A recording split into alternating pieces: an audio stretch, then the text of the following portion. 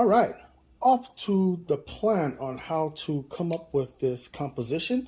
So just want to show you some of the equipment I've got. I've got this here #1 fine brush. So this will be for sketching or drawing out my shapes.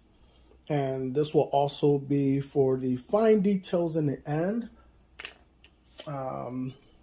And we've got this here #8. So this will cover the large areas. So blocking in your area so that way you have your canvas or canvas panel filled with your color. So that way you can plan accordingly. So this here is a big part of composition when you need to go on for your foundation. Okay.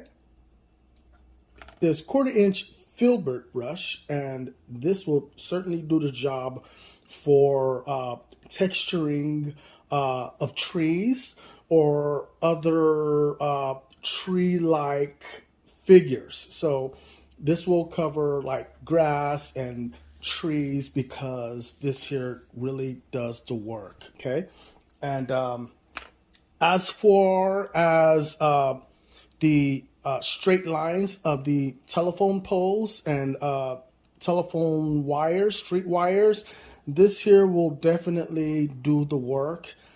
And you know, I really like this one. And yes, this is a Bob Ross knife. So this is also going to help out, and not only with doing the lines or applying the lines, I could also use the tip of this to kind of stretch the painting. So if I know I have a lot of paint in certain areas, I can use this knife to stretch it rather than using the paintbrush and it taking a while doing so. So this here is very beneficial. I use this for multiple uses while painting. Awesome. Let's go off to letting you know what's going on my palette. So first and foremost, I feel this is a very important color to use, especially at the beginning of my composition. So from Gamblin, we've got your alizarin crimson. So this will definitely be on my palette. I really like the dioxazine purple. So for this composition here, you know, it's really going to look really good because that is more so of a purple or blue violet composition. Not that I'm going to put a lot of this on there, but I really want to cover some areas. And this is from Gamblin. Beautiful, beautiful. And of course, my favorite green, well, my only green that I like. I'm not a green person, but from Winsor & Newton, I've got the olive green, and I had to make order of another one. But this one here really does the job for trees. I want to say up close and at mid distance, especially when it is very dark. So you can mix your blues with this, and this will really do a great job for your trees. And I will certainly be using my filbert. And yeah, this is really great. Let's just go ahead and set that on over there. Another color I like to use, this will be for the sky, and also you know, just parts of this composition as far as the trees and other structures like buildings, because there are some buildings which will appear kind of transparent, right? So this here is your ultramarine blue, and I seem to run low of it, so I had to make more orders of it.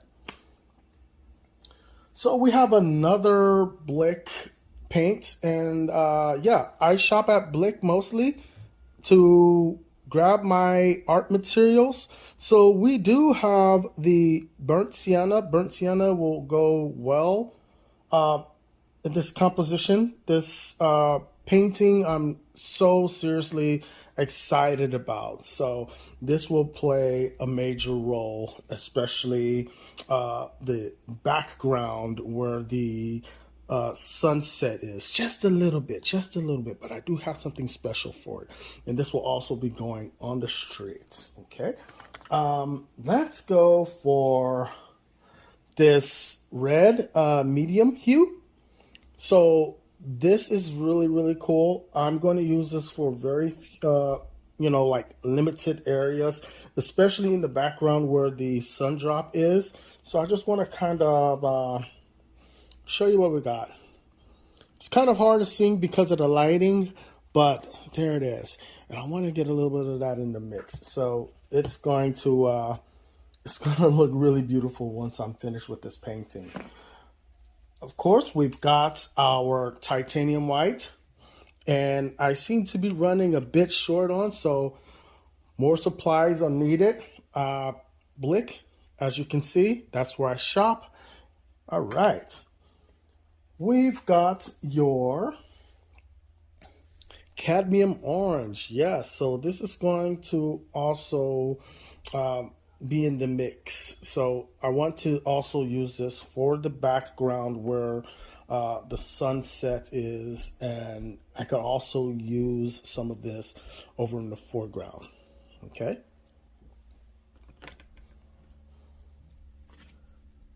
We've got my favorite blue. This would be Prussian. Yes, though it looks really dark. It's not a cool color. It's a warm color, a warm blue.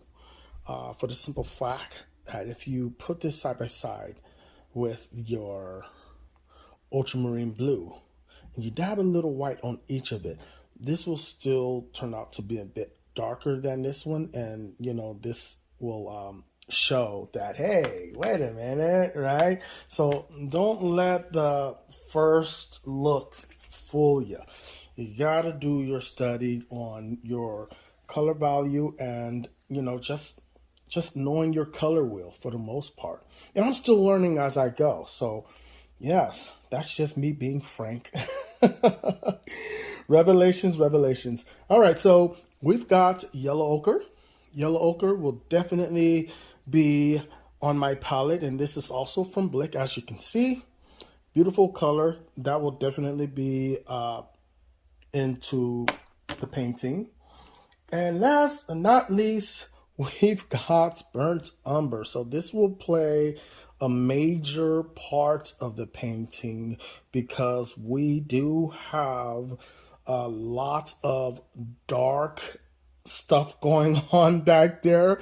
I wish I could put it in better words, but this will be very useful. And then I could also use this with your titanium white to kind of show that, hey, wait a minute, we do have tree branches here. So we do have light in certain areas, but we don't want to put too much emphasis on it, for we want to see everything from the richness of color. So no, my intention is not to saturate the colors, but I really want to mix a lot of the colors and put it on there, right?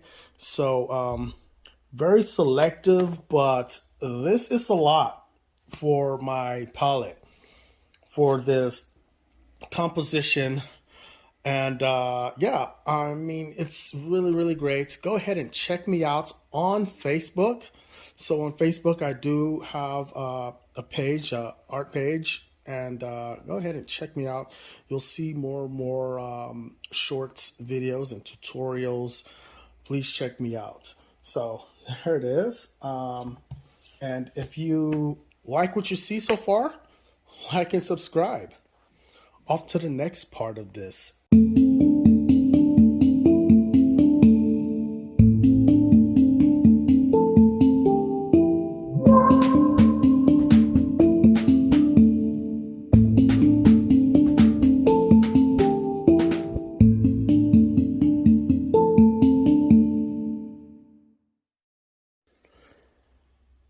Okay, this is my palette.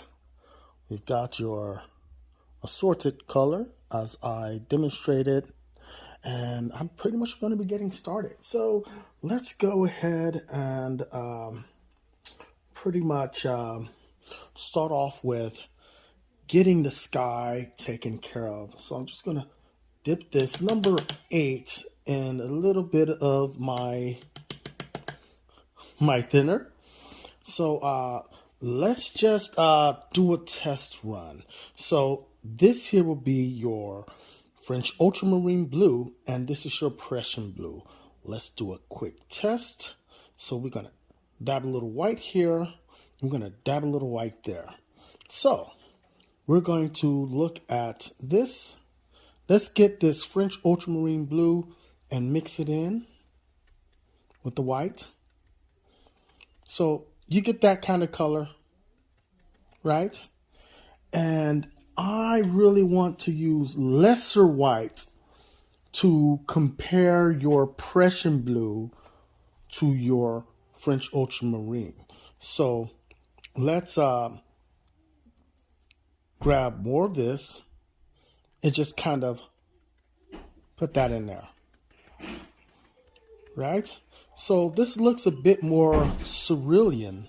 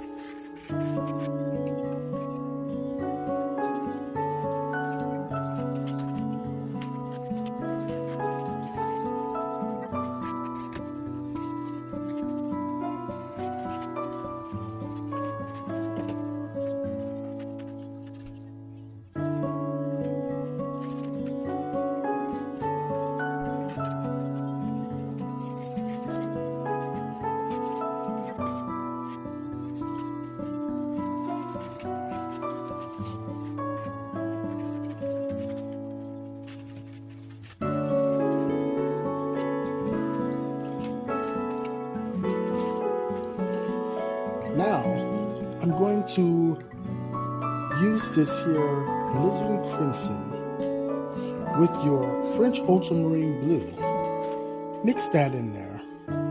Make sure to keep it moist with some of this here thinner, because I really want to drag my shapes. So here it is. Let's start off with this.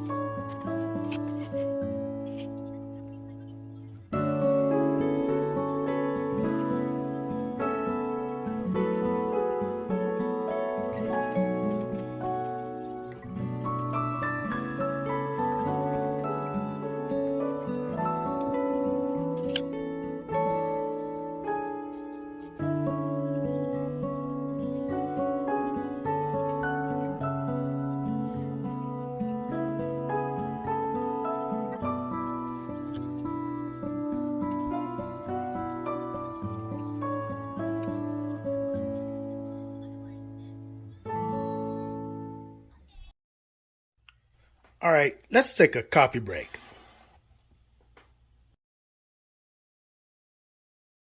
All right, so yeah, after just adhering the details using my #1 brush, which is the fine brush, this is what you see. This is what you get for now, but I will keep you updated with the finished project. Thank you so much. Like and subscribe.